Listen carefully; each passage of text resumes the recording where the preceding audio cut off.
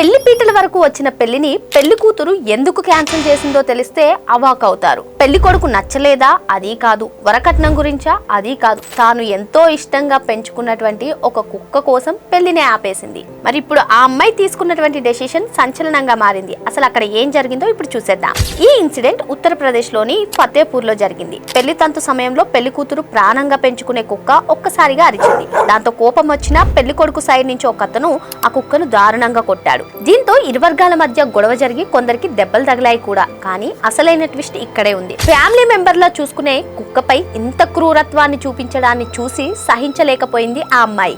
నోరు లేని జంతువుపై కనీస జాలి లేని వీళ్ళు రేపు నాకు రెస్పెక్ట్ ఇస్తారని నమ్మకం లేదు అని చెప్పి ఆ క్షణమే పెళ్లిని క్యాన్సిల్ చేసేసింది. రిలేటివ్స్ ఎంత చెప్పినా ఆ అమ్మాయి తన డెసిషన్ ని మార్చుకోలేదు. ఒక వ్యక్తి ప్రవర్తన ఎలా ఉందో అతను జంతువులతో ఎలా నడుచుకుంటాడో చూస్తే అర్థమైపోతుందని చెప్పింది. చివరికి ఇచ్చిపుచ్చుకున్న నగదు గిఫ్ట్స్ రిటర్న్ ఇచ్చేసి ఇరు కుటుంబాలు విడిపోయాయి. ప్రస్తుతం సోషల్ మీడియాలో ఈ అమ్మాయి తీసుకున్న డెసిషన్ ని సూపర్ అని అంటున్నారు. ఇంతకీ కుక్కపై దాడి చేసినందుకు పెళ్లి క్యాన్సిల్ చేయడం కరెక్టా కాదా? మీ ఒపీనియన్ ఏంటో కామెంట్ చేసేయండి.